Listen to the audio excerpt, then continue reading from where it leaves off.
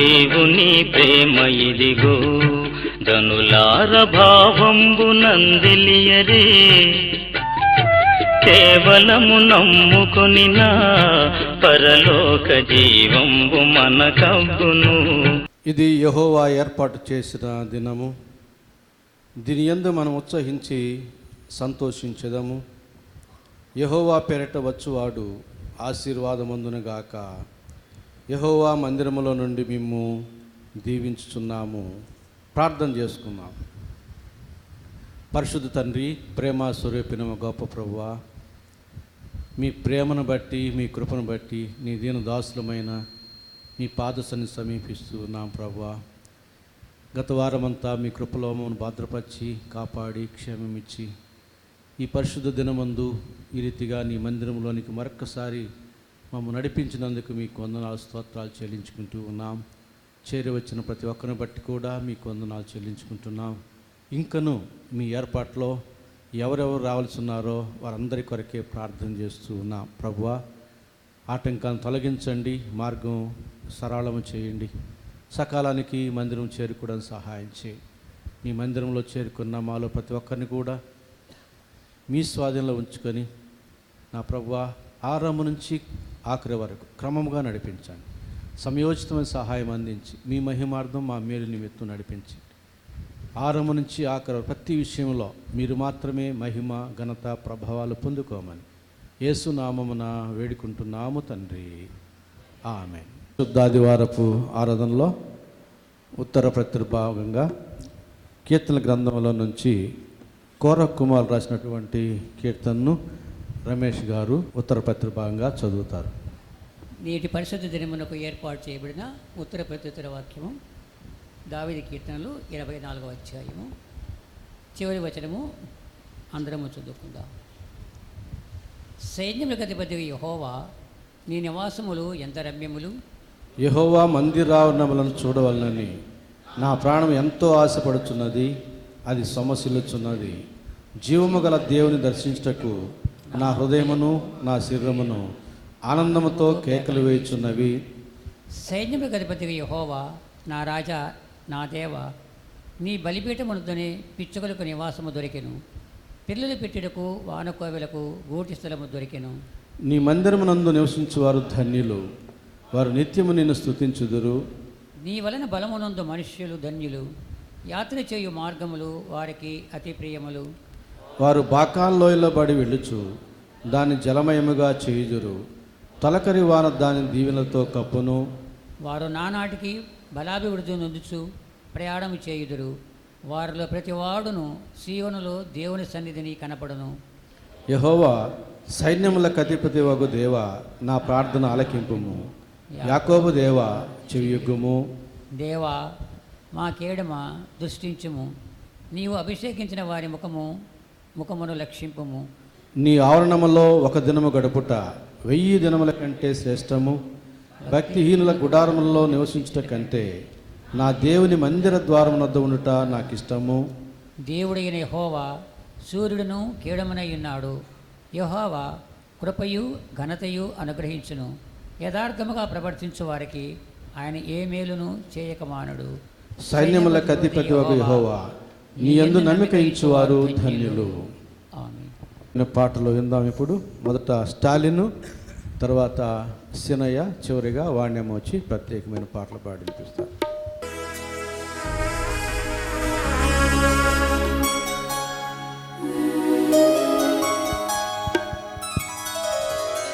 రాలిపోయే పువ్వుకు ఎందుకిన్ని రంగులో, విడిచి వెళ్ళే గూడుకు ఎందుకిన్ని రంగులో. రాలిపోయే పువ్వుకు ఎందుకిన్ని రంగులో, విడిచి వెళ్ళే గూడుకు ఎందుకిన్ని రంగులో. అందమెంత ఉన్నా, బంధు బలగమెంత ఉన్నా, అందమెంత ఉన్నా, బంధు బలగమెంత ఉన్నా, రాలిపోయే పువ్వుకు ఎందుకిన్ని రంగులో, విడిచి వెళ్ళే గూడుకు ఎందుకిన్ని హంగులో.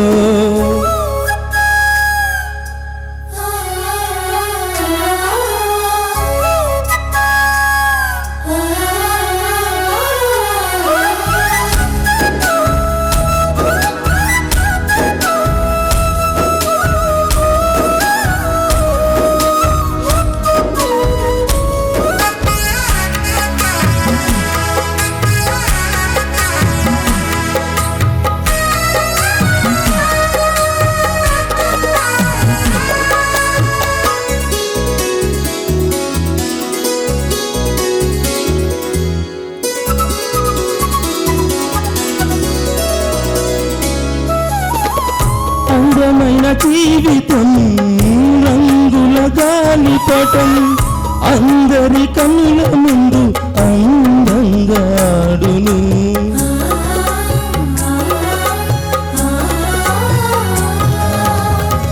అందమైన జీవితం రంగుల గాలిపటం అందరి కనుల ముందు అందంగా ఆడును. ఆధారమైన దారం అంటూ ఉన్నంత వరకేగా, ఆధారమైన దారం అంటూ ఉన్నంత వరకేగా. తెగకమానునా తెగినంకాగునా, అది తెగకమానునా తెగినంకాగునా. ఎక్కడో కొమ్మకు చిక్కుకుని చినుగును, ఎక్కడో కొమ్మకు చిక్కుకుని చినుగును. రంగులే మాయే పొంగులే మాయే, చెంగులే మాయే దాని హంగులే మాయే.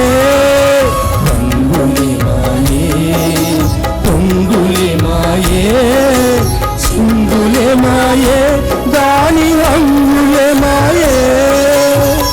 రాలిపోయే పువ్వుకు ఎందుకు రంగులో, విడిచి వెళ్ళే గూడుకు ఎందుకు హంగులో.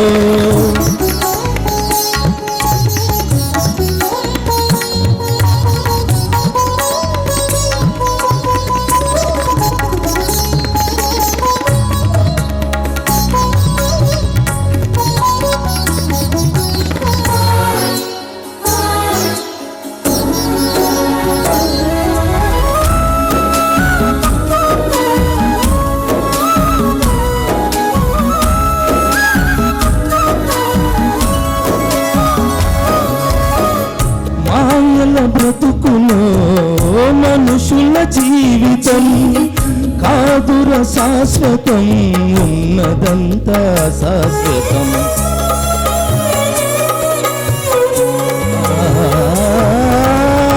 మాయల బ్రతుకులో మనుషుల జీవితం కాదుర శాశ్వతం, ఉన్నదంతా శాశ్వతం. క్షేమకాలమంతా యేసయ్యను త్రోసివేసి, క్షేమకాలమంతా యేసయ్యను త్రోసివేసి. వెళ్ళుచుండగా ప్రాణం పోవుచుండగా, ఇక వెళ్ళుచుండగా ప్రాణం పోవుచుండగా. దేవుని పిలచిన కాపాడమని పలికిన, దేవుని పిలచిన కాపాడమని పలికిన. మరణమన్నది కనికరించదు, నరకమన్నది అది జాలి చూపదు. మరణమన్నది కనికరించదు, నరకమన్నది అది జాలి చూపదు. రాలిపోయే పువ్వుకు ఎందుకు రంగులో, విడిచి వెళ్ళే గూడుకు ఎందుకు హంగులో.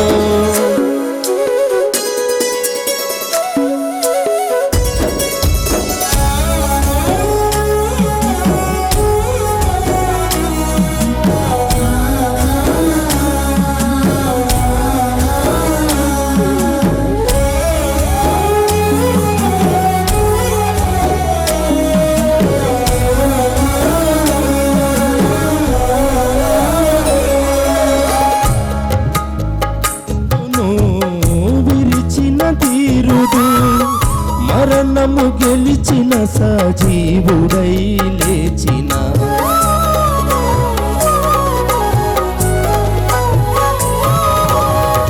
మరణపు ముళ్ళును విరిచిన తీరుడు, మరణము గెలిచిన సజీవుడై లేచిన. ప్రభువైన యేసు క్రీస్తు తను పిలచుచుండె నిన్ను, ప్రభువైన యేసు క్రీస్తు తను పిలచుచుండె నిన్ను. పాపివైనను నీవు రోగివైనను, ఎంత పాపివైనను నీవు రోగివైనను. ప్రేమతో క్షమించి పరలోక రాజ్యమిచ్చు, ప్రేమతో క్షమించి పరలోక రాజ్యమిచ్చు.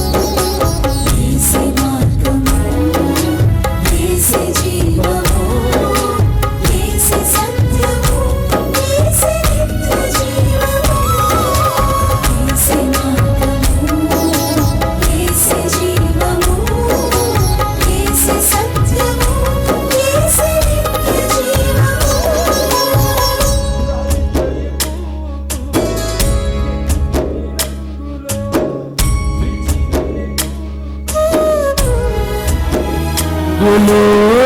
రాలిపోయే పూకు ఎందుకిన్ని రంగులో, విడిచి వెళ్ళే గూడుకు ఎందుకిన్ని హంగులో. అందమెంత ఉన్నా, అందు బలగమెంత ఉన్నా, అందమెంత ఉన్నా, అందు బలగమెంత ఉన్నా. రాలిపోయే పూకు ఎందుకిన్ని రంగులో, విడిచి వెళ్ళే గూడుకు ఎందుకిన్ని హంగులో. రాలిపోయే పూకు ఎందుకిన్ని రంగులో, విడిచి వెళ్ళే గూడుకు ఎందుకిన్ని హంగులో. ఒక క్షణమైన నన్ను వీడినా నేనేమౌదునో తెలియదయ్యా.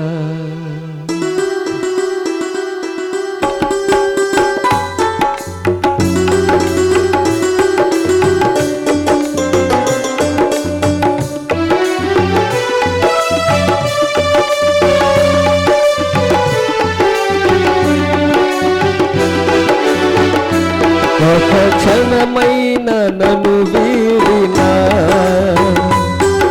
నేనేమౌదునో తెలియదయ్యా. ప్రభు నీ తోడు నీ నీడలోనే నే నిలబ్రతుకుచున్నానయ్యా. ప్రభు నీ తోడు నీ నీడలోనే నే నిలబ్రతుకుచున్నానయ్యా. ఒక క్షణమైన నన్ను వీడినా నేనేమౌదునో తెలియదయ్యా.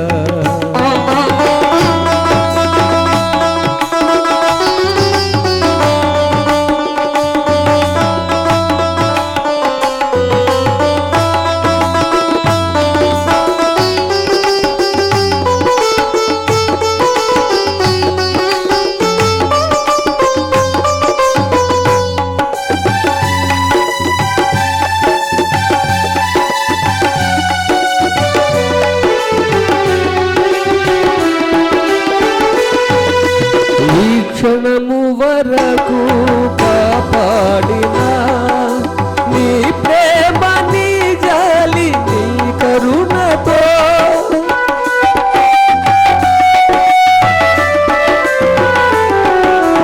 ఈ క్షణము వరకు కాపాడినా నీ ప్రేమ నీ జాలి నీ కరుణకై నిన్ను స్తుతించుచు కొనియాడుచు నే నిలబతుకుచున్నానయ్యా.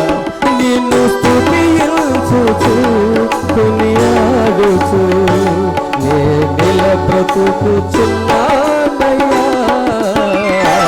ఒక క్షణమైన నన్ను వీడినా నేనేమౌదునో తెలియదయ్యా.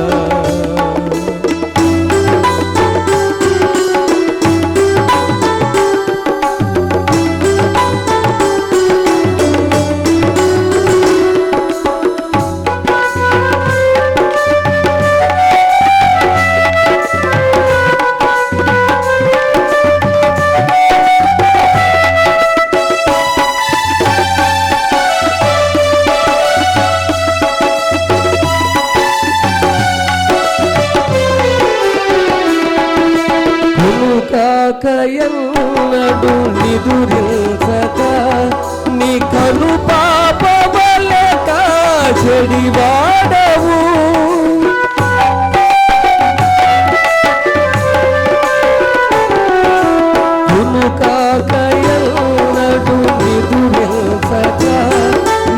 కను పాపవలె కాచడివాడవు కాపరివైన నీ మందలోనే నిలబతుకుచున్నానయ్యా కాపరివైన నీ మందలోనే నిలబతుకుచున్నానయ్యా ఒక క్షణమైన నన్ను వీడినా నేనే మౌదునో తెలియదయ్యా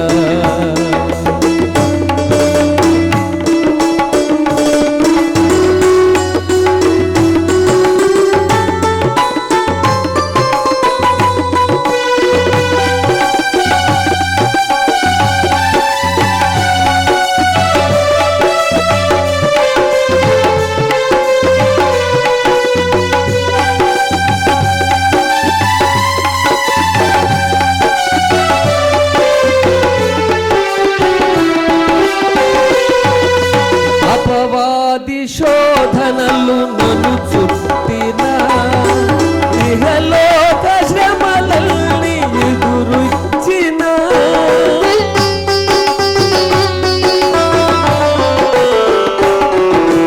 అపవాది శోధనలు నన్ను చుట్టిన ఇహలోక శ్రమలల్ని ఎదురొచ్చిన ఆశ్రయమైన నిన్ను వెంబడించి నిలబతుకుచున్నానయ్యా ఆశయమైన నిన్ను వెంబడించి నిలబతుకుచున్నానయ్యా ఒక క్షణమైన నన్ను వీడినా నేనే మౌదునో తెలియదయ్యా ప్రభు నీ తోడు నీ నీడలోనే నిలబతుకుచున్నానయ్యా ప్రభు నీ తోడు నీ నీడలోనే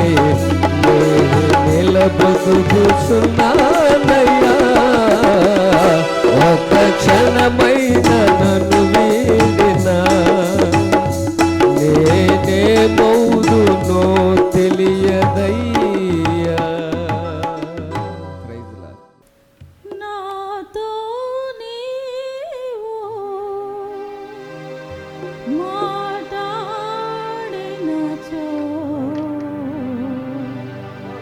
నీ బ్రతికే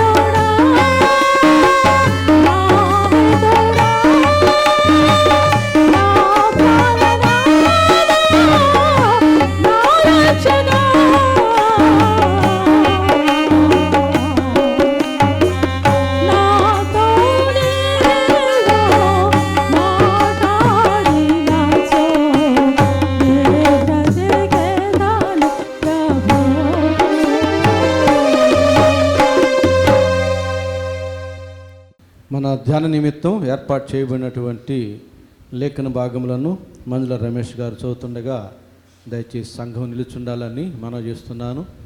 యెహోషువ గ్రంథం 6వ అధ్యాయం 12వ వచనం నుంచి 19వ వచనం వరకు ఉన్న వాక్య భాగం. దేవుని పరిశుద్ధ నామమునకు స్తుతి కలుగును గాక. నేటి ధ్యానంకు ఏర్పాటు చేసినటువంటి దేవుని వాక్యం చదువుకుందాము. అది యెహోషువ గ్రంథము 6వ అధ్యాయము 12 నుంచి 19 వరకు. యెహోషువ గ్రంథము 6వ అధ్యాయము 12 నుంచి 19 వరకు చదువుకుందాం. ఉదయమున యెహోషువ లేవగా యాజకులు యెహోవా మందసమును ఎత్తుకొని మోసిరి. 7 యాజకులు పొట్టేల కొమ్ము బోర్లను 7 పట్టుకొని నిలువక యెహోవా మందసమునకు ముందుగా నడుచుచు బోరలు ఊదుచూ వచ్చిరి. యోధులు వారికి ముందుగా నడిచిరి. దండు వెనుకటి భాగము యెహోవా మందసము వెంబడి వచ్చెను. యాజకులు వెళ్ళుచు బోరలు ఊదుచూ వచ్చిరి. అట్లు 2వ దినమున వారొక మారు పట్టణము చుట్టూ తిరిగి పాళెమునకు మరలా వచ్చిరి. 6 దినములు వారు అలాగూ చేర్చు వచ్చిరి. 7వ దినమున వారు ఉదయమున చీకటితోనే లేచి 7 మారులు ఆ ప్రకారముగానే పట్టణము చుట్టూ తిరిగిరి. ఆ దినమున మాత్రమే వారు 7 మారులు పట్టణం చుట్టూ తిరిగిరి. 7వ మారు యాజకులు బోర్లు ఊదగా యెహోషువ జనులకు ఇలాగ ఆజ్ఞ ఇచ్చెను. కేకలు వేయడి, యెహోవా ఈ పట్టణమును మీకు అప్పగించున్నాడు. ఈ పట్టణమును దీనిలో నున్నది యావత్తును యెహోవా వలన శపింపబడెను. రాహాబు అన్న వేశ్య మనము పంపిన దూతలను దాచిపెట్టెను కనుక ఆమెయు ఆమె ఇంటున్న వారందరూ మాత్రమే బతుకుదురు. శపింపబడిన దానిలో కొంచెమైనా మీరు తీసుకునేట్లా మీరు శాపగ్రస్తులై ఇశ్రాయేళ్ల పాళెమునకు శాపం తెచ్చి దానికి బాధగా కలుగజేదురు కనుక శపింపబడిన దాన్ని మీరు ముట్టకూడదు. వెండియు బంగారమును ఇత్తడి పాత్రలను ఇనుప పాత్రలను యెహోవాకు ప్రతిష్టములగును. వాటిని యెహోవా ధనాగారంలో ఉంచవలెను. ఆమేన్. దేవుడి వాక్యమును మన వెనుకలో దీవించును గాక. వాక్యమును యాకోబుకు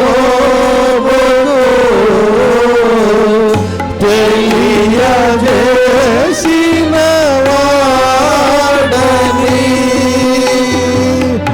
ఏ జనముకిలాగునా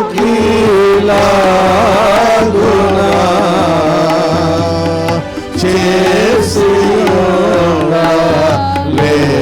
లేదని దేవునికి స్తోత్రము గానము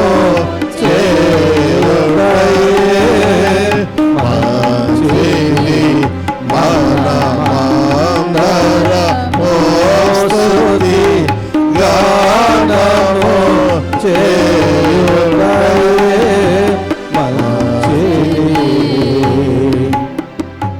మన ప్రభు అయిన యేసుక్రీస్తు నామములో మీకందరికీ శుభములు తెలియజేస్తూ ఈ పరిశుద్ధ ఆదివారపు ఆరాధనకి మిమ్మల్ని స్వాగతిస్తూ ఉన్నాను.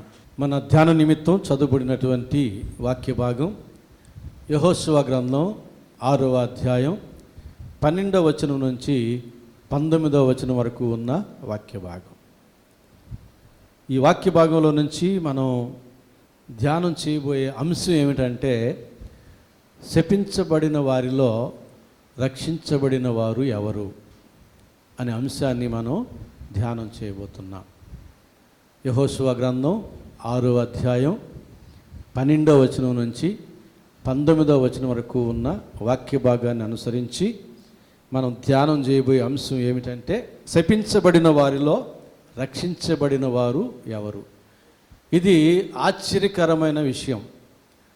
శపించబడిన వారిలో ఎవరైనా రక్షించబడ్డారు అంటే అది గొప్ప కార్యంగా ఉంటుంది. అటు గొప్ప కార్యాన్ని మనం వాక్య భాగంలో చూడబోతూ ఉన్నాం. చదివిన వాక్య భాగంలో మనం గమనిస్తే మనకు తెలిసిన విషయమే. ఐగుప్తు దేశం నుంచి వాగ్దాన దేశానికి ప్రయాణమై వస్తున్నటువంటి ఇజ్రాయేలీలు మోషే నాయకత్వాన ఇంచుమించుగా యోర్దాను నది ప్రాంతానికి చేరుకున్నారు. ఆ తర్వాత మోషే దేవుని సన్నిధి చేరిన తర్వాత యెహోషువ నాయకత్వాన అంచెలంచెలుగా వాగ్దాన భూమిని క్రమక్రమముగా జయించి స్వాధీనం చేసుకొని పంచడం జరిగింది. అందులో భాగంగా ఇప్పుడు చదువుకున్న వాక్య భాగం ప్రకారంగా యెరికో ప్రాంతంలో ఇజ్రాయేలీలు ఉన్నారు. యెహోషువ నాయకత్వాన యెరికో ప్రాంతంలో ఉన్నారు. 17వ వచనం ప్రకారంగా ఈ పట్టణమును దీనిలోనున్నది యావత్తును యెహోవా వలన శపించబడెను. యెరికో పట్టణం శపించబడినటువంటి పట్టణం, సొదొమ గొమొర్రా పట్టణాల వలె యెరికో పట్టణం శపించబడింది. అంటే ఆ చెట్లు, ఆ ప్రదేశాలు, అక్కడున్న పక్షులు, జంతువులు వాటి పాపం వలన కాదు, యెరికో ప్రాంతంలో నివసించేటటువంటి ప్రజల యొక్క దుర్మార్గతను బట్టి ఆ ప్రదేశం, ఆ పట్టణం శపించబడింది. అందులో ఉన్న సమస్తం కూడా శపించబడింది. అయితే యెహోషువ ఇప్పుడు దాన్ని స్వాధీనం చేసుకోవాలి. దేవుడు వారికి చెప్పిన క్రమం ఒకటి ఉంది. రోజుకి ఒకసారి దేవుడు చెప్పిన క్రమం చొప్పున పట్టణం చుట్టూ తిరగాలి. 7వ రోజు 7 పర్యాలు తిరగాలి. బోరలు ఊదినప్పుడు బిగ్గరగా కేకలు వేయాలి. అప్పుడు ప్రహరీ గోడలు కూలిపోతాయి. అప్పుడు యెహోషువతో ఉన్న సైన్యం పట్టణంలో జొరబడి అందరినీ కూడా కత్తివాత హతము చేయాలి. ఆ రీతిగా దేవుడు చెప్పి ఉన్నాడు. 7వ రోజు బోర్లు ఊదగానే అందరూ బిగ్గరగా కేకలు వేయాలి. అందరూ అంటే యాజకులందరని కాదు, లేవీలందరని కాదు, ఇజ్రాయేలీలందరూ. ఎంతమంది ఉన్నారు? కొన్ని లక్షల మంది ఉన్నారు. లక్షల మంది బిగ్గరగా కేకలు వేస్తే గోడలు కూలుతాయి. మనం ఈ రోజుల్లో యుద్ధ విమానాలు ప్రయాణం చేయాలంటే వాటికి కొంత ఎత్తు నిర్దేశిస్తారు. మీరు ఇంత ఎత్తులో వెళ్ళాలి, అంతకంటే తక్కువ ఎత్తులో వెళ్ళారంటే బ్రిడ్జీలు క్రాక్లు ఇస్తాయి, బిల్డింగులు పగిలిపోతాయి. అవేమి బాంబులు వెయ్యవు. యుద్ధ విమానాలు శబ్ద వేగానికంటే మించిన వేగంతో గాలిని చీల్చుకుంటూ వెళ్ళేటప్పుడు వచ్చేటప్పుడు ఆ భీకర శబ్దానికి పెద్ద పెద్ద బ్రిడ్జీలు, బిల్డింగ్లు అన్నీ కూడా కూలిపోతాయి, క్రాక్లు ఇస్తాయి శబ్దానికి. అలాంటి పరిస్థితి నేడు మనం చూస్తున్నాం. మరి 6 లక్షల మంది బిగ్గరగా కేకలు వేస్తే ప్రహరీ గోడలు కూలిపోతాయి అని చెప్పాడు. అది ఆశ్చర్యం, మన కన్నులకు ఆశ్చర్యం. జరిగేదాకా కూడా మనకు అర్థం కాదు, జరిగిన తర్వాత కూడా మనకు అర్థం కాదు. కాబట్టి గొప్ప కార్యాన్ని దేవుడు అక్కడ వారికి కనబరిచాడు, వారికి అనుగ్రహించాడు. అయితే 5వ అధ్యాయం 13వ వచనం నుంచి 15వ వచనం వరకు ఉన్న వాక్య భాగంలో వీరు యెరికో పట్టణాన్ని జయించడానికి ముందుగా ఒక సన్నివేశం జరిగింది. యెహోషువ తన ఎదుట ఒక ప్రత్యేకమైన వ్యక్తిని చూస్తున్నాడు. 13వ వచనం, 5వ అధ్యాయం 13వ వచనం నుంచి చదువుతున్నాను. యెహోషువ యెరికో ప్రాంతమున ఉన్నప్పుడు అతడు కన్నులెత్తి చూడగా దూసిన కత్తి చేత పట్టుకుని ఉన్న ఒకడు అతని ఎదుట నిలిచి ఉండెను. యెహోషువ అతని యొద్దకు వెళ్ళి, నీవు మా పక్షమున ఉన్నవాడవా, మా విరోధుల పక్షముగా ఉన్నవాడవా అని అడుగగా అతడు, కాదు, యెహోవా సేనాధిపతిగా నేను వచ్చి ఉన్నాను అనెను. యెహోషువ నేల మట్టుకు సాగిలపడి నమస్కారము చేసి, నా ఏలినవాడు తన దాసునికి సెలవిచ్చినదేమని అడిగాను. అందుకు యెహోవా సేనాధిపతి, నీవు నిలిచి ఉన్న ఈ స్థలము పరిశుద్ధమైనది, నీ పాదరక్షలను తీసివేయమని యెహోషువతో చెప్పగా యెహోషువ అలాగు చేసెను. ఇక్కడ ఆశ్చర్యం ఏమిటంటే యెరికో పట్టణ ప్రాంతంలోనే ఈ పరిశుద్ధ స్థలం ఉంది. యెరికో పట్టణమేమో శపించబడినది, దాని సమీపానే యెహోవా యొక్క సేనాధిపతిగా వచ్చిన వ్యక్తి ఉన్నాడు. యెహోషువ వెళ్ళి, నీవు మా పక్షంగా వచ్చావా, మా విరోధుల పక్షంగా వచ్చావా అన్నాడు. కాదు అన్నాడు. ఎంత చక్కని ప్రత్యుత్తరమో చూడండి. నేను నీ పక్షంగా రాలే, నువ్వు దేవుని యొక్క భక్తుడివైనా సరే, నీవు దేవుని చేతుల్లో సాధనమైనా సరే, నేను నీ పక్షంగా రాలే, నీ విరోధుల పక్షంగా కూడా రాలే. నేను ఎవరి పక్షంగా వచ్చాను? దేవుని సైన్యాధిపతిగా వచ్చాను. ఎంత చక్కని ప్రత్యుత్తరం ఇచ్చాడో చూడండి. వెంటనే యెహోషువ సాగిలపడి నమస్కారం చేసి, నీ దాసునైన నాకు సెలవిచ్చినది ఏమిటి అని అంటే ఏం చెప్పాడు? కత్తి చేత పట్టమన్నాడా? యుద్ధానికి వెళ్ళమన్నాడా? ధైర్యంగా ఉండన్నాడా? నీ చెప్పులు విడిచిపెట్టు అన్నాడు. ఎందుకని? నీవు నిలిచి ఉన్న ఈ ప్రదేశము పరిశుద్ధ ప్రదేశం, పక్కనే ఉంది శపించబడిన ప్రదేశం, ఈ పక్కనే ఉంది పరిశుద్ధ ప్రదేశం. అదే పరిశుద్ధ ప్రదేశంలో అది వరకు ఎంతోమంది చెప్పులు వేసుకొని మనుషులు నడిచి ఉంటారు, మందలు నడిచి ఉంటాయి. ఆ మీదట కూడా ఈ సేనాధిపతిగా ఉన్న వ్యక్తి వెళ్ళిపోయిన తర్వాత కూడా ఎంతోమంది మనుషులు చెప్పులు వేసుకుని నడిచి ఉంటారు, పశువులు నడిచి ఉంటాయి. కానీ యెహోవా సేనాధిపతిగా వచ్చినటువంటి ఆయన ఎందుకు అప్పుడు ఆ మాట చెప్పాడంటే, ఆయన ఎవరో కాదు, దేవుడు. దేవుడు వచ్చి మాట్లాడుతున్నాడు. నేను ఎవరి పక్షంగా కాదు, నేనే అన్నట్టుగా, యెహోషువ నువ్వు నన్ను అర్థం చేసుకోవాలన్నట్టుగా నీ చెప్పులు విడిచిపెట్టు, ఇది పరిశుద్ధ స్థలము అనగానే అర్థమైపోయింది. పరిశుద్ధుడైన దేవుడు ఉన్న స్థలమే పరిశుద్ధ స్థలం. కాబట్టి సాగిలపడి నమస్కారం చేసి, నీ దాసుడునైన నాకు నీవు సెలవిచ్చినది ఏమనగా అంటే, యెహోషువ తెలియకనే పరిశుద్ధ స్థలములో అపవిత్రుడిగా వచ్చేసాడు. పరిశుద్ధ స్థలములో అపవిత్రముగా మనం ఉండకూడదు. పరిశుద్ధ స్థలానికి మనం పరిశుద్ధులముగానే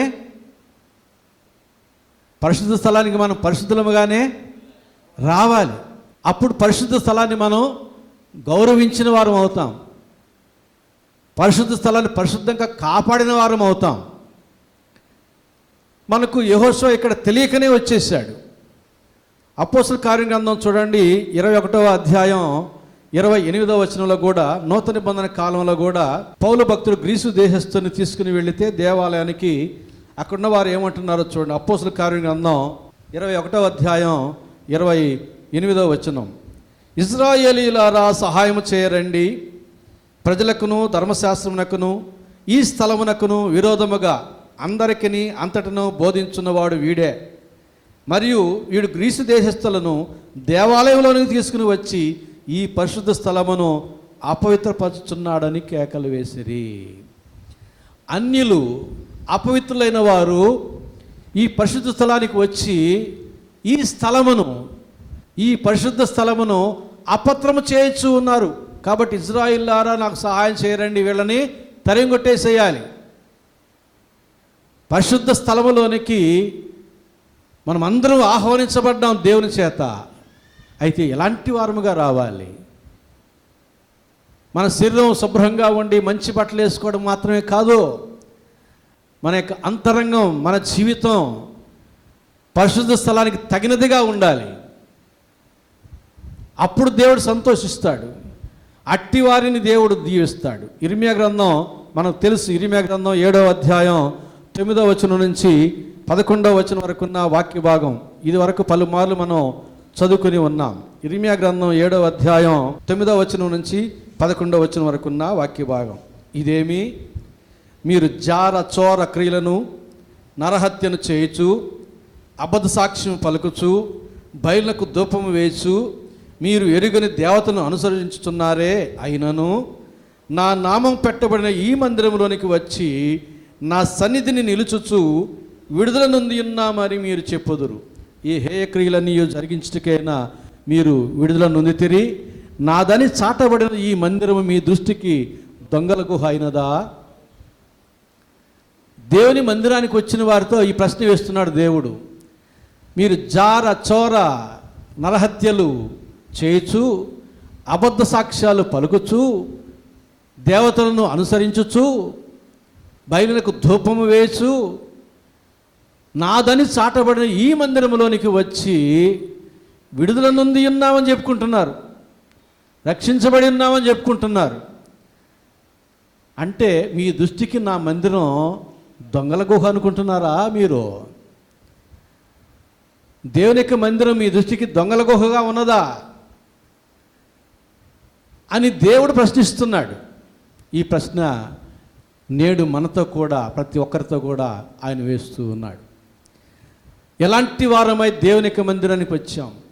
యెహోషువ అయితే తెలియకనే చెప్పులు వేసుకొని పరిశుద్ధ స్థలములో ప్రవేశిస్తే, ఆ చెప్పులు విడిచిపెట్టు, నీవు నిలిచి ఉన్న ఈ స్థలము పరిశుద్ధ స్థలం అన్నాడు. దేవునికి చాలా సమీపంగా వచ్చి మాట్లాడుతున్నాడు యెహోషువ.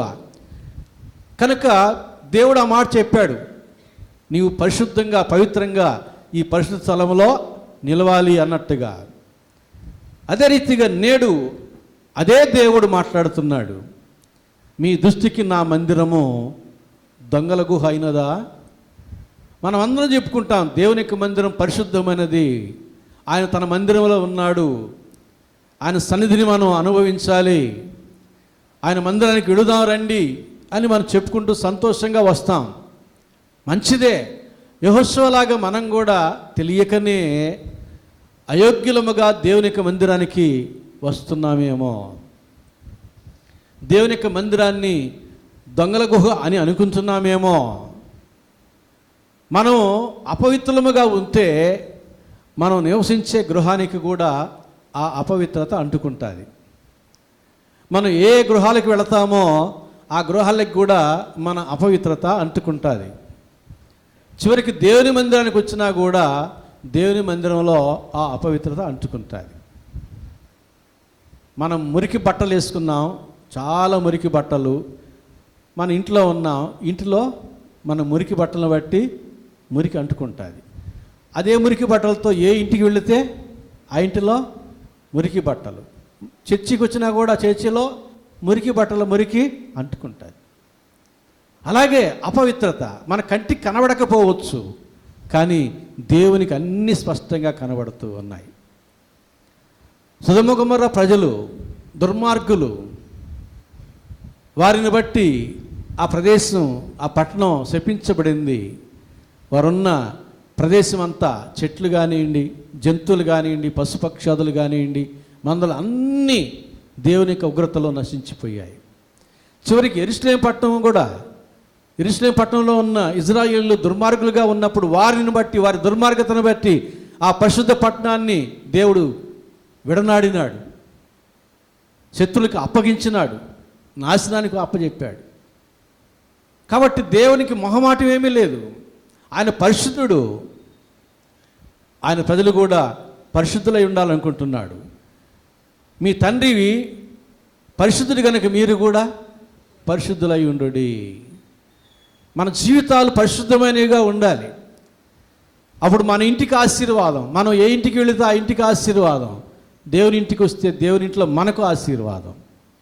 అట్టివారిని దేవుడు ఆహ్వానిస్తాడు, ఆశీర్వదిస్తాడు. కాబట్టి మనం నేర్చుకోవాలి. ప్రకటన గ్రంథం 3వ అధ్యాయం 20వ వచనం అంటాడు, ఇదిగో నేను తలుపు నొద్ద నిలుచుండి తట్టుచున్నాను, ఎవడైనను నా స్వరం విని తలుపు తీసిన యెడల నేను అతని యొద్దకు వచ్చి అతనితో నేనును నాతో కూడా అతను భోజనము చేయుదము. హృదయం వెలుపలే దేవుడు ఉన్నాడు. హృదయంలోనికి రావడానికి ఎంత దూరం ఉంది? వెంటనే వచ్చేయచ్చు. కానీ ఎందుకు రావడం లేదు? దేవుడు మన హృదయంలోకి రావడానికి మన హృదయం తగినదిగా లేదు. తగినదిగా ఉంటే వెంటనే వచ్చేస్తాడు. మన హృదయంలో దేవుడు ఉంటే మన జీవితానికి, మన భవిష్యత్తుకి వెలుగే. ఆయన తలుపు తడుతున్నాడు. ఏ తలుపు తడుతున్నాడు? మన హృదయం అనే తలుపును తడుతున్నాడు. మన హృదయంలో నివసించాలని ఆయన కోరుకుంటున్నాడు. మన హృదయంలో ఆయన ఉండి ఆయన మార్గంలో మనం నడిపించి ఆయన రాజ్యం మనం చేర్చాలని అనుకుంటున్నాడు. మన హృదయం ఏలాగున ఉన్నది? ప్రభువా నా హృదయంలో రమ్మనంటాం నోటితో, మన హృదయాన్ని మాత్రం శుద్ధి చేసుకోకుండా, హృదయాన్ని మాత్రం మార్చుకోకుండా, యెహోషువ నీ చెప్పులు విడిచిపెట్టు. అదే దేవుడు అంటున్నాడు, ప్రతి ఒక్కరితో అంటున్నాడు, మన బలహీనతలు విడిచిపెట్టాలి. మన జీవితంలో ఏమేమి దేవునికి ఆయాస్కరంగా ఉన్నాయో, అవి అలవాట్లు కావచ్చు, దురాలోచనలు కావచ్చు, దురాశలు కావచ్చు, వాటిని విడిచిపెట్టేయాలి. అంతే. విడిచిపెట్టి ఆయన సన్నిధికి రావాలి. అట్టివారి యందు ఆయన ఆనందించి అట్టివారిని ఆయన ఆశీర్వదిస్తాడు. కాబట్టి శపించబడినటువంటి ఆ యొక్క ప్రదేశంలో, పరిశుద్ధమైనటువంటి ప్రదేశాన్ని యెహోషువ గుర్తించలేకపోయాడు. మనం గుర్తించాలి. శపించబడినటువంటి ప్రపంచంలో లేక దేశంలో ఉండవచ్చు, ఎందుకంటే అన్ని రకాల ప్రజలు ఉంటున్నారు కాబట్టి. మన మధ్య ఉన్న దేవుని యొక్క పరిశుద్ధ ప్రదేశాలను మనం గుర్తించాలి, తగిన రీతిగా మనం ప్రవేశించాలి. రెండవది, శపితమైన వాటిలో దేవుని యొక్క ధనాగారము చేరినటువంటివి ఏమిటో చూద్దాం. యెహోషువ గ్రంథం 6వ అధ్యాయం 17వ వచనం నుంచి 19వ వచనం వరకున్న వాక్య భాగం. ఈ పట్టణమును దీనిలో ఉన్నది యావత్తును యెహోవా వలన శపింపబడెను. రాహాబు అను వేశ్య మనం పంపిన దూతలను దాచిపెట్టును గనుక ఆమెయు ఆ ఇంటనున్న వారందరూ మాత్రమే బ్రతుకుదురు. 18వ వచనం. శపింపబడిన దానిలో కొంచెమైనా మీరు తీసుకున్న ఎడల మీరు శాపగ్రస్తులై ఇజ్రాయేలీల పాళెమునకు శాపము తెప్పించి దానికి బాధ కలుగజేయుదురు గనుక.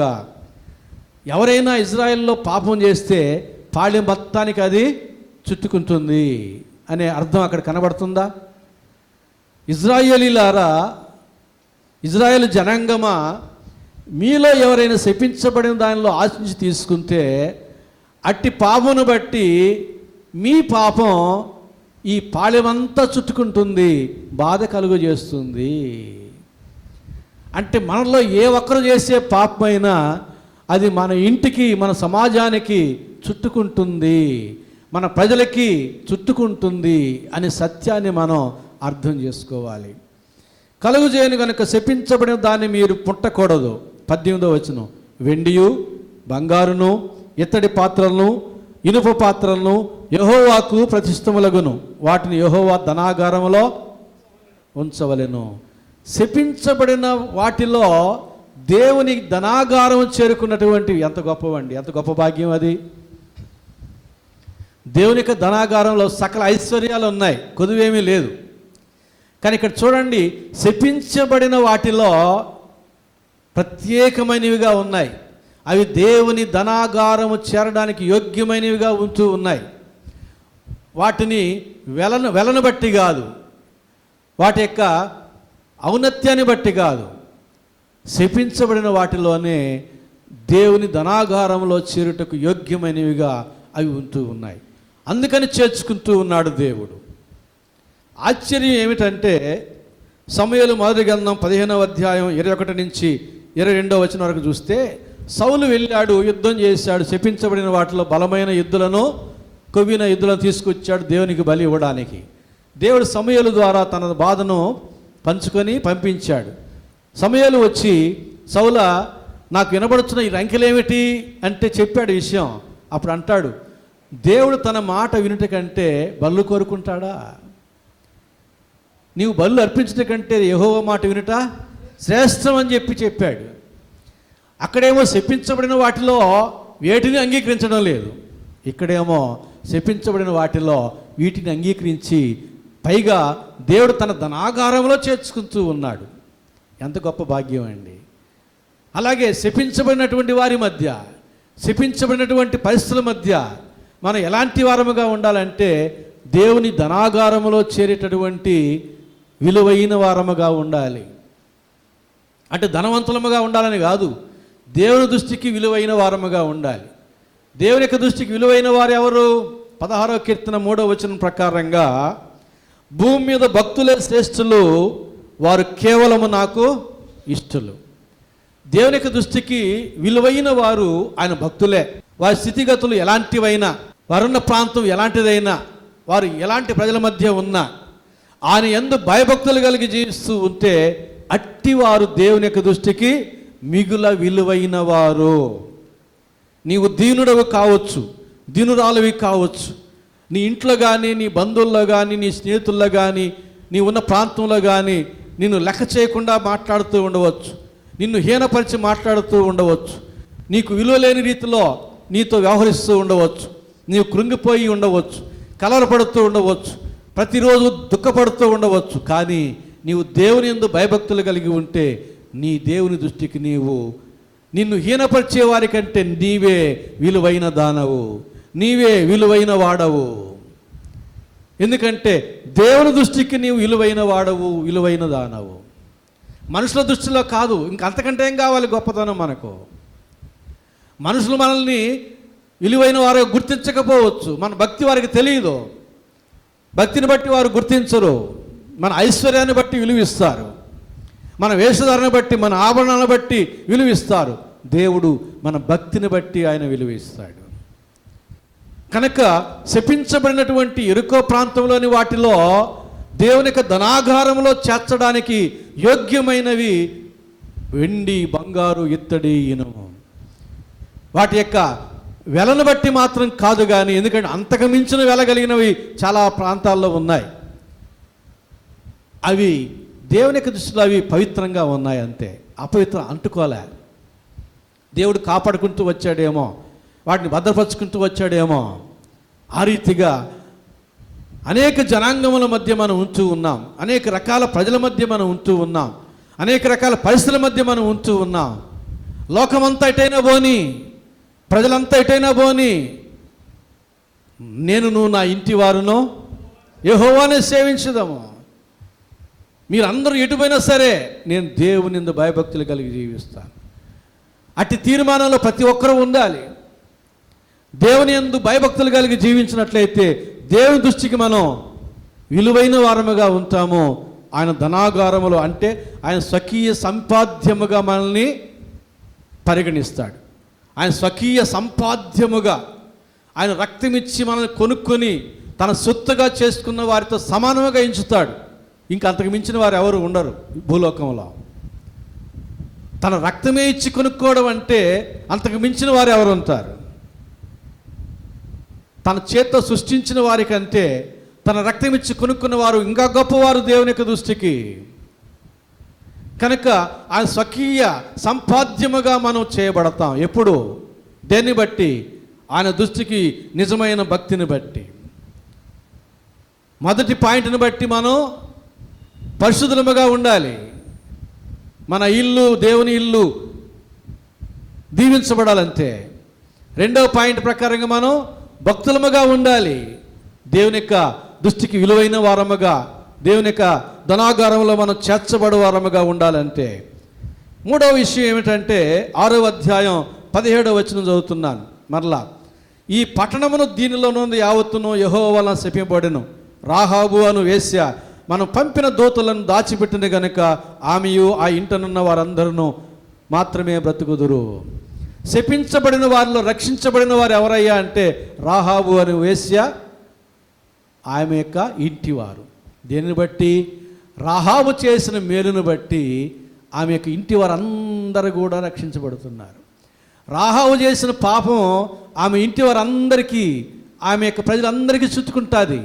ఆమె చేసిన మేలు ఆమె ఇంటి వారందరికీ వస్తుంది. కాబట్టి మనం మేలు చేయవారముగా ఉంటే శపించబడినట్టు పరిస్థితుల మధ్య మనం ఉన్న దేవుని చేత మనం రక్షించబడతాం. మన దేవుడు ఎలాంటి వాడు? ప్రతి క్రియకు ప్రతిఫలం ఇచ్చే దేవుడు. అవి మంచివైనా సరే చెడ్డవైనా సరే, నీవు అడిగినా సరే అడగకపోయినా సరే నీకు ఇచ్చి తీరుతాడంతే. ఎప్పుడైనా వాటిని పుచ్చుకోవాల్సిందే. అలాంటి దేవుడు మన దేవుడు. కాబట్టి మేలు చేసితిమా, ఆ మేలును బట్టి మనము మన ఇంటి వారము దీవించబడతాం. అందుకని అంటాడు, నీవు రక్షించబడితే నీ ఇంటి వారందరూ కూడా రక్షించబడతారు. రాహాబు అను వేశ్య ఇజ్రాయేలుకి ప్రాణాలు తెగించి మేలు చేసింది. వారి ప్రాణాలు కాపాడింది తన ప్రాణాన్ని పణంగా పెట్టి. ఆ విషయం తెలిస్తే ఆ రాజు రాహాబుని చంపేస్తాడు. అలాంటి పరిస్థితుల్లో తన ప్రాణాన్ని ఆమె పణంగా పెట్టి ఆ వేగుల వారిని, ఇజ్రాయేల్ని దాచిపెట్టి వారిని కాపాడి వారిని పంపించి, అయ్యా నేను నీకు మేలు చేశాను, మీ దేవుని కార్యాలు మేము విన్నాం, విన్నప్పుడు మాకు అవిసిపోయినాయి, చెదరిపోయినాయి, మీ దేవుడు మీకు ఈ యొక్క దేశాన్ని కూడా ఇస్తాడని మేము విన్నాం, ఇచ్చినప్పుడు నన్ను జ్ఞాపకం చేసుకో, నీ ఇంటి కిటికీకి తగర చుట్టూ, నీ ఇంట్లో ఉన్న వారికి ఏ ప్రమాదం జరగదు, బయటకు వచ్చిన వారికి మేము వారి ప్రాణాలకు ఉత్తరవాదం కాదు, మేము ఒప్పందం జరిగింది. ఎరికో పట్టణాన్ని వీరు అందరూ బిగ్గరగా కేకలు వేశారు, ప్రహరీ గోడలు కూలిపోయినాయి, అందరూ లోపల ప్రవేశించారు, కత్తివాత హతము చేస్తూ ఉన్నారు. యెహోషువ చెప్పి పంపించాడు, ఆ రాహాబు వేసే ఇంటిలో ఉన్న వారందరినీ కూడా కాపాడండి. వారికి ఏ హాని జరగలేదు. వారితో ఉన్న పట్టణస్థులు అందరూ శపించబడిన వారు అందరూ హతము చేయబడ్డారు, పశువులు మందలు అందరూ. కానీ రాహాబు యొక్క మేలును బట్టి ఆమె ఇంటి వారందరూ కూడా ఇజ్రాయెల్ యొక్క పాళనికి వెలుపల సమీపంగానే జీవించే గొప్ప భాగ్యం ఇచ్చాడు దేవుడు. మేలు చేసేటటువంటి గొప్ప మేలు చూడండి, మనం మేలు చేయాలి. అందుకనే ఎఫెసీ 2:10 అంటాడు, క్రీస్తునందు మనం సృష్టించబడ్డాం, ఎందుకట ముందుగా మన కొరకు సిద్ధపరిచిన సత్క్రియలు చేయుటకై. సత్క్రియలు మన ఎదుటికి వచ్చినప్పుడు చేయదగిన కార్యం చేసి తీరాలి, ఎందుకంటే దాని ప్రతిఫలం మనకు అవసరం కాబట్టే ఆ సత్క్రియను మన ఎదుటికి తెచ్చాడు. ఆ సత్క్రియ యొక్క ప్రతిఫలం మనకు అవసరం, ప్రస్తుతం మన జీవితానికో లేక మన భవిష్యత్ జీవితానికో అవసరం కాబట్టి ఆ సత్క్రియ మన ఎదుటికి తెచ్చాడు. ఆ సత్క్రియ మనం చేశామా దాని ప్రతిఫలం మన ప్రస్తుత జీవితానికో మన భవిష్యత్ జీవితానికో దేవుడు మేలుకరంగా మలిచి ఇస్తాడు. అందుకు నీ ఎదుటికి నా ఎదుటికి మన ఎదుటికి సత్క్రియలు వచ్చేది. కాబట్టి ప్రభునందు ప్రియులారా, రాహాబు చేసినటువంటి మేలును బట్టి శపించబడిన వారిలో ఆమెయు ఆమె ఇంటి వారును రక్షించబడినట్టుగా మనం చూస్తూ ఉన్నాం.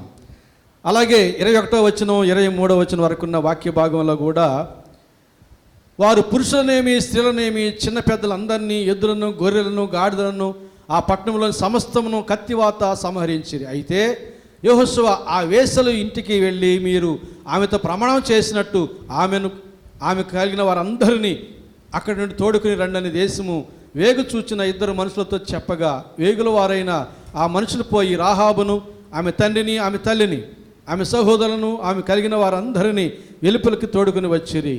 ఆమె ఇంటి వారిని అందరినీ వారు వెలుపలికి తోడుకుని ఇశ్రాయేలీయుల పాళెం వెలుపట వారిని నివసింపజేసిరి. చూసారా, ఈమె ఇంటి వారందరూ కూడా రాహాబు వేసి గనుక ఆమెను వెలివేసి ఉంటారు, తొలనాడి ఉంటారు, హేళనగా చేసి మాట్లాడి ఉంటారు. కానీ ఈమె వేసి అయినా కూడా ఆ వేగుల వారితో చెబుతుంది, అయ్యా నేను నా ఇంటి వారు బ్రతుకున్నట్లుగా మీరు ఒప్పందం చేయండి. ఒప్పందం చేశారు. ఈ వేసి అయినప్పటికీ కూడా ఆమె తన ఇంటి వారందరికీ ఆశీర్వాదం తెచ్చింది మేలు చేసి. అందుకే యేసుప్రభువు అంటాడు తన ఎదుటి ప్రజలతో, మీకంటే ముందు వేశ్యలు దొంగలు పరలోక రాజ్యంలో ప్రవేశిస్తారు. సిలువలో దొంగ ప్రవేశించేశాడు యేసుప్రభుతో కూడా పరదేశంలోనికి. కాబట్టి మన జీవితాలను మార్చుకోవాలి, ఎప్పటికీ అలాగే మనం ఉంచుకోకూడదు. శాపగ్రస్తుల మధ్య ఉన్నాం కదా అని శాపగ్రస్తుల్లాగా మనం మారిపోకూడదు. కాకుల్లో హంస చేరి కాకిలాగా మారిపోకూడదు. మనం హంస కదా, ఒక హంస అయినా 10 మంది కాకుల్ని హంసలాగా మార్చాలి అంతే. వాటి రంగు మార్చబడలే, వాటి అరుపు మార్చబడలే, వాటి ప్రవర్తన మార్చేసే చాలు. మనం ఎలాంటి ప్రజల మధ్య ఉన్నా కూడా వారిలాగా మనం మారిపోకుండా, వారి చేత మనం మార్చబడకుండా మన చేత వారు మార్చబడాలి. మన దారిలోనికి వారిని నడిపించాలి, మన ప్రభు యొద్దకు వారిని నడిపించాలి. ఆ రీతిగా శపితమైన ప్రదేశంలో శపించబడిన ప్రజల మధ్య అనేక రకాల శాపముల మధ్య మనం దీవెనకరంగా ఉండాలి. అందుకే దేవుడు అంటాడు, మీరు లోకమునకు వెలుగై ఉన్నారు, మీరు లోకమునకు ఉప్పు వంటి వారు. లోకమునకు నిజ దేవుణ్ణి పరిచయం చేసేటటువంటి జనాంగముగా ఉండాలి మనం. చూడండి, గలతీలు రాసిన పత్రిక 3వ అధ్యాయం 13-14. ఆత్మను గూర్చిన వాగ్దానము విశ్వాసం వలన మనకు లభించినట్లు అబ్రహాము పొందిన ఆశీర్వచనము క్రీస్తు యేసు ద్వారా అనుజనులకు కలుగుటకై క్రీస్తు మన కోసం శాపమై మనం ధర్మశాస్త్రం యొక్క శాపము నుండి విమోచించెను. ఇందును గూర్చి మ్రాను మీద వేలాడిన ప్రతివాడును శాపగ్రస్తుడని రాయబడి ఉన్నది. యేసు ప్రభు మ్రాను మీద వేలాడినాడు, ఆయన శాపగ్రాహి అయ్యాడు. ఎందుకని?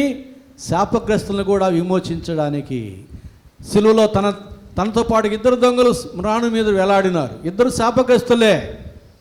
వారిలో కూడా ఆ డిస్మస్ అనే దొంగను విమోచించడానికి, అలాంటి వారిని విమోచించడానికి యేసు మ్రాను మీద వేలాడి మన కోసం ఆయన పాపమాయను కాదు శాపగ్రస్తుడు కూడా అయ్యాడు.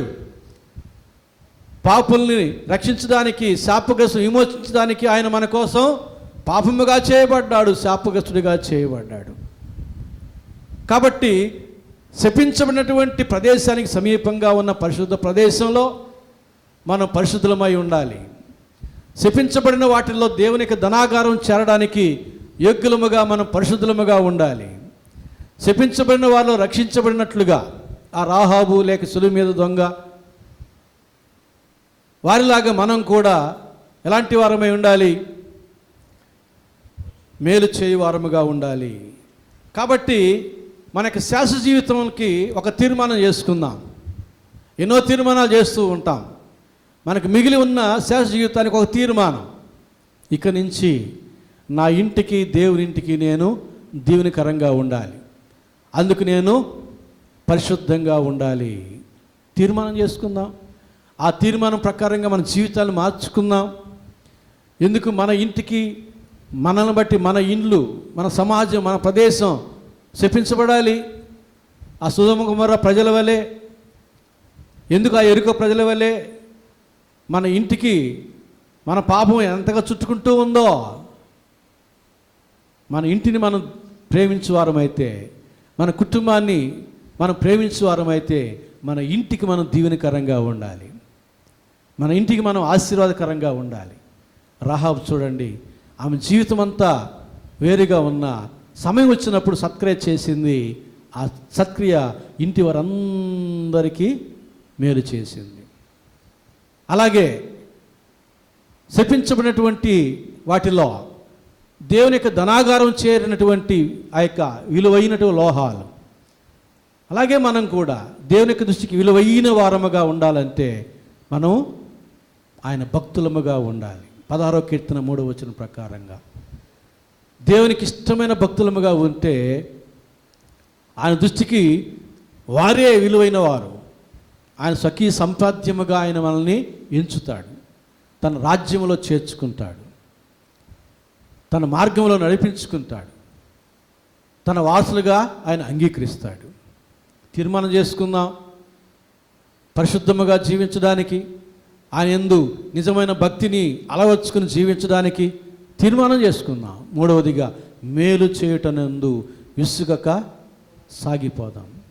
మేలు చేతనైనా మేలు ప్రార్థన చేస్తారో, మరి మంచి మాటలు చెబుతారో, యేసయ్య ప్రేమను చెబుతారో, చేతిలో ఉన్నది ఏమైనా కలిగి ఉన్నది ఏదైనా సహాయం చేస్తారో. చూడండి, 3 విషయాలు మీకు జ్ఞాపకం చేస్తాను. ఒక సందర్భంలో నీ చేతిలో ఏమి ఉన్నది అన్నాడు. ఎవరిని? మోషేని. ఏం చెప్పాడు? కర్ర అన్నాడు. అక్కడ వెయ్యి అన్నాడు. ఎక్కడ వేయమన్నాడు? దేవుని సన్నిధిలో వేసేయమన్నాడు. నేల మీద ఏమైపోయింది? పాము అయిపోయింది. మళ్ళీ ఏం చెప్పాడు? చంపేయమన్నాడు ఆ పాముని. తోక పట్టుకోమన్నాడు, తల పట్టుకోమనలే. తోకను పట్టుకోమన్నాడు. తోకను పట్టుకుంటే తల ఎక్కడికి వస్తుంది? కిందకి వస్తుంది. ఆ తల చిత కొడుతూ ఉండడమేనన్నమాట కర్ర పట్టుకుని నడుస్తూ ఉండడం అంటే. అదేమైపోయింది? మోసే కర్ర కాస్త దేవుని కర్ర అయిపోయింది. ఆ కర్రతో ఎన్ని అద్భుతాలు చేశాడండి. ఎర్ర సముద్రం చీల్చాడు, బండను కొట్టి మధురమైన జలాన్ని రప్పించాడు. ఎన్ని అద్భుతాలు. నీ చేతిలో ఉన్నది ఏమిటి? అది దేవునికి సమర్పించు. అది దేవుని ఆశీర్వాదంగా మారిపోతుంది. మరొక సందర్భంలో నీ ఇంటిలో ఏమి ఉన్నది అన్నాడు. ఎవరితో? అప్పుల్లో కూరుకుపోయిన దేవుని యందు భక్తి గల కుటుంబంలోని విధురాలతో. నీ ఇంటిలో ఏమి ఉన్నది? కలర్ టీవీ ఉందని చెప్పిందా? డబుల్ డోర్ ఫ్రిడ్జ్ ఉందని చెప్పిందా? 20 సోల బంగారం ఉందని చెప్పింది. ఏం చెప్పింది? కుండ ఉందన్నది. ఏంటి? కుండ. తెలుసా మీకు కుండలంటే? పెద్దవాళ్ళకి తెలుసులే, పిల్లకాయలకి తెలియదు కుండలంటే. ఇప్పుడంతా కుండ, మన భాషే కుండ. తెలుసా మీకు? అసలు మనం చిలక భాష అయ్యి మన కుండ భాష కదా మాట్లాడేది. పాస్టర్ గారు నాకు చెప్పకుండా రావద్దు, కొండ వచ్చిందా? పాస్టర్ గారు కూర్చోకుండా బావద్దు, కొండ వచ్చిందా? పాస్టర్ గారు తినకుండా బావద్దు, కొండ వచ్చిందా? ఈ రీతిగా మనం మాట్లాడే భాషలో ఎన్ని కొండలో, కొండలేని భాషే లేదు మన తెలుగు భాషలో. అన్ని కొండలే. మన భాషే కొండ, మన ఇంట్లో కొండ, మనమే దేవునికి కొండ. మీరు దేవుని ఘటమని మీరు తెలుసుకున్నది, మీ ఘటమును మీరు పవిత్రముగా ఎంచుకున్నట్టు తెలుసుకోండి అంటాడు. ఘటము అంటే కుండ, మట్టితో చేయబడిన కుండ, మట్టితో చేయబడిన కుండ ఇది. కాబట్టి నీ ఇంటిలో ఏమున్నదంటే కుండ ఉందయ్యా అని. పోనీ నిండు కుండ అంటే లేదు, ఖాళీ కుండ, అందులో ఏమో కొంచెం నూనె ఉంది. అరువు తెచ్చుకో, చుట్టుపక్కల కుండలన్నింటినీ తలుపు వేసుకో, నీ నూనె ఆ కుండలో పోయి, ఈ కుండలోనే కొంచెం ఉంది, మిగిలిన కుండల్లో ఏం సరిపోద్ది అని అనలే, చెప్పింది చేసింది అంతే. కుండలన్నీ నిండిపోయినాయి. దైవజనుడు చెప్పింది అన్నీ నిండిపోయినాయి అయ్యా అని, అమ్ముకో, అప్పు తీర్చుకో, మిగిలిన దాంతో వ్యాపారం చేసుకో. నీ చేతిలో ఏమి ఉన్నది, నీ ఇంటిలో ఏమి ఉన్నది. మరొక సందర్భంలో మీ యొద్ద ఏమి ఉన్నది అన్నాడు. అయ్యా 5 రొట్టెలు 2 చేపలు ఉన్నాయన్నాడు. తీసుకురండి అన్నాడు. కొన్ని వేల మందికి విస్తారంగా దీవించాడు.